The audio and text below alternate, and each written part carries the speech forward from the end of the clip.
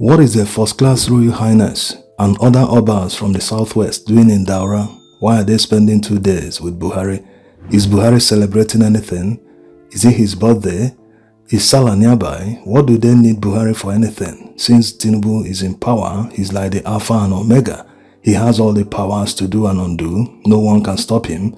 So why do they need Buhari this time? Why are they giving him gifts? Are they begging him for anything? What might that be? Nigerians will witness more of these visits from now till 2027. They will visit prominent individuals in the north. You already know why they are doing it. The north has vowed never to vote for Tinubu in 2027. They call him the master strategist. Is it in politics or economics? Whichever it is, events have shown that there is no mastery anywhere.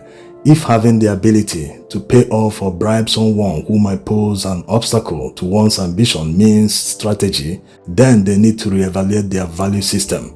When Yaradua came to power, he openly accepted and apologized to Nigerians that the election that brought him to power was seriously flawed. He promised to do something about free and fair elections in Nigeria. What did he do? He went ahead and embarked on policies that would endear Nigerians to him. That's the normal thing. That's the behavior of a political strategist. He went as far as reversing some of Obasanjo's policies, and he also did the unthinkable. He reduced the petrol price, never seen before in Nigeria's history. He did it. So you see, the political strategy is like atoning for your sins. People know that you didn't win, they didn't vote for you. You come up and accept it and apologize for it and embark on policies that will endear the people to you. People will not only forgive you and forget about what happened during the election, they will also love you more.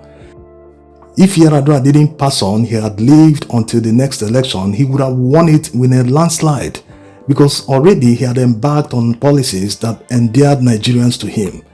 Now, compare that to what is happening today. The most divisive presidential election campaign was witnessed in Nigeria last year. They ran on a Muslim ticket. The divisions they brought on Nigerians still exist till today, and they have not done anything to unite Nigerians after that election.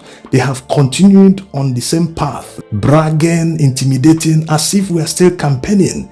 This is very strange, never seen in Nigeria before. Someone won the so-called election, won in quotes, and still the person cannot concentrate and govern. When anyone talks, they have the largest cabinet in Nigeria's history. All they do is attack people and campaign whenever they have the opportunity. Whether they are conducting government business that should be devoid of politics, they use that opportunity to campaign. This will show you their objective. It's all about being in power and being in control of everything. It's not about good governance. If there was good governance, Nigerians would have said, let's manage with food. After all, it is cheap. Is it transportation? You can go anywhere you want without breaking the bank. Petrol is cheap. Life is easy. Whatever they are doing in politics is none of our business. We'll just get back to politics when the next election comes. But that's not the case in Nigeria. They have brought so much suffering and hardship to Nigerians. When Nigerians protested against the hardship, they were met with serious pushback, intimidation, and even killings. So it made their situation worse. People that protested because they couldn't afford food, there was serious suffering, and now they have lost loved ones. So it's a lose-lose situation for them. They couldn't live without protesting. They tried protesting. They ended up losing loved ones. That's why nearly all socio-political groups in the north have one message today: to vote out Tinubu in 2027. That's why they are rattled. They are sending emissaries to Buhari and other prominent northern individuals to calm situations down, just like they did during the End Bad Governance protests in August or prior to that. This needs to be said again. If they successfully rig the 2027 presidential election, it must be the fault of Southerners. Because Southerners are busy making all sorts of excuses why coming out to vote in 2027 is a hopeless venture. They are making all sorts of excuses that, they have captured everything. The state is captured, from police to INEC to the courts to all agencies of the government. That coming out to vote without amending the electoral laws is fruitless. As if we have always had amended electoral laws. Elections were held in 2015 and the opposition won the incumbent. The 2022 amended electoral laws wasn't in existence before that time, but the elections were still conducted and the opposition won. So all these excuses, sometimes it makes one to think that it might be APC agents that are pushing this narrative to prevent people from coming out to vote. Because it doesn't make any sense. It's like someone being told by a thief that he's coming to steal from him in his own home. Is he going to leave his house wide open and allow him to come and steal as he wants? He should come in, take his time, ransack everything and pack everything and leave. Or is the person going to fortify his doors, inform security agents and make sure that he's ready for the thief the appointed day? Because your home is still your home. If something happens to you on the road, the next place you will run to is to run back home and save your life. So if you run from a thief from your house, that means you will continue running. Every day he will continue telling you he will come and you will continue running. When is he going to stop? You can't allow politicians to just steal your future without fighting. At least fight to the extent that you can. Yes, you shouldn't face people with guns. You fight with intelligence and there is power in numbers. That's why politics is local. Everyone in the neighborhood knows each other. At the polling unit, all of you are there. What you need to do is to protect your votes. That power in numbers, you must use it massively during elections. You must give all you can because you already understand right now. That's for people who didn't know before 2023. You already understand right now that whatever politicians do can affect your life. The policies of a politician, whether you voted for him or not, can send you to your village. It can render you useless. You will lose all your money in any business you put your money into. Yes, that's why people must take politics seriously. When there is election, make sure you give up that day. Yes, that day you must concentrate and use it for election purposes only. Don't think that it doesn't concern me. After all, one vote, should it count? You don't know that if everyone does the same thing, one vote, one vote, one vote, before you know it, in the entire neighborhood or local government area, more than 10,000 votes have been lost, which would have made a difference if they came out to vote. So people should take this more seriously. They should take 2027 as if their lives depend on it. Yes, your life should depend on it. That's if people survive up till 2027 in the first place.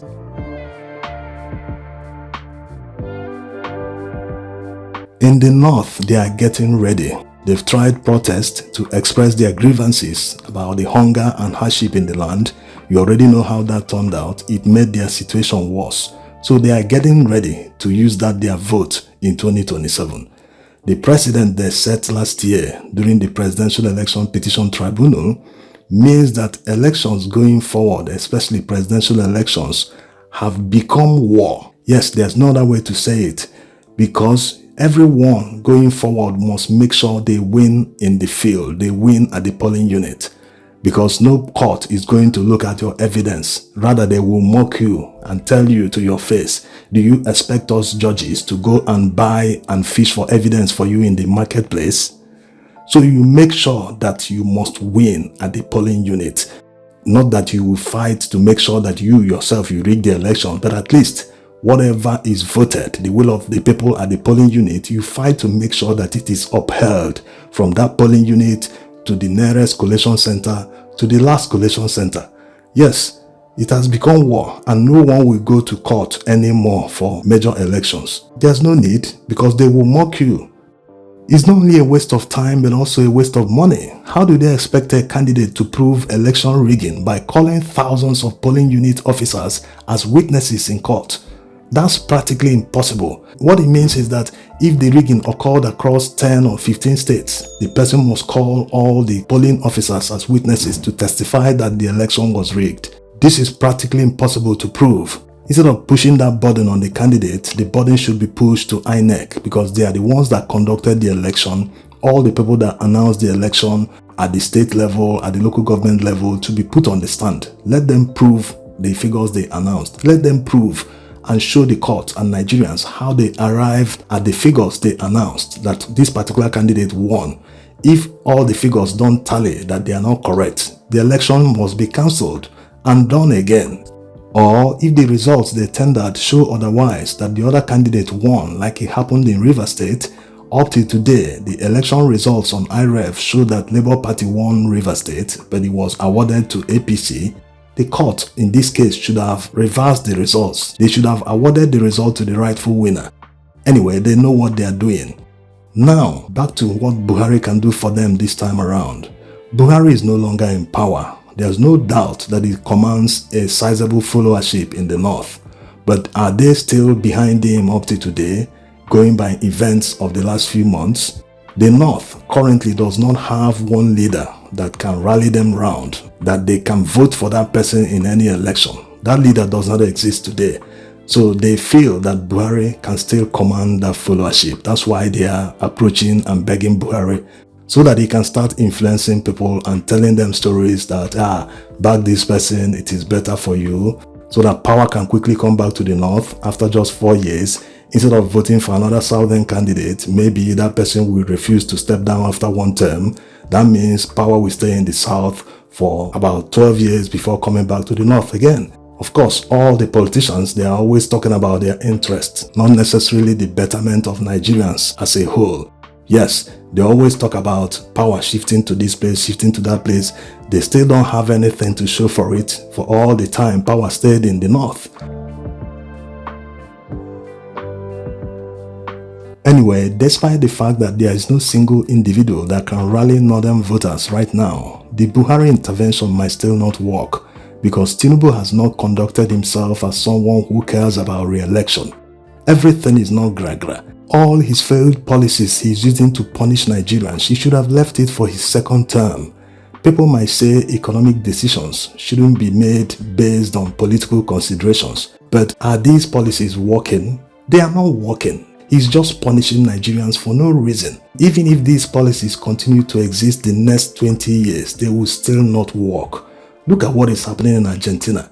If you do not reduce the inflation coming from government, nothing will work. Inflation will never come down. So, like the strategist they claim he is, he should have left all this. At least, copy the Yaradua formula. As someone who didn't win an election, he should have come with policies that will endear Nigerians to him, so that Nigerians will even start campaigning for him before 2027. Nigerians are easygoing people who don't keep grudges against politicians, but politicians end up abusing that. So Buhari's intervention will not do much for him. When he was in power, he was always aloof. He couldn't even influence things while being the president. Is it now that he's out of power that he can influence anything?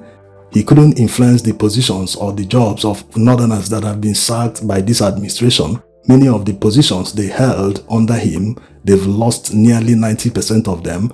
All the people they want to sack in central bank right now, it was reported that northerners make a huge chunk of them. So northerners are taking it personally because they are being hit hard by this administration. It's like Tinubu came on a revenge mission. But it's still very early to say whether everyone has learned a lesson from 2023 presidential election, whether the northerners will not fall for their strategy. The Muslim ticket should have by now taught everyone a lesson, but that their strategy is continuing to look as if it will not be very easy for them to resist. That strategy being that if they don't vote Tinubu, that means power will stay in the south for about 12 years, which of course they might find it hard to stomach. Like I already said, most of them only care about getting back that power, not necessarily the betterment of Nigerians as a whole. Thanks for watching.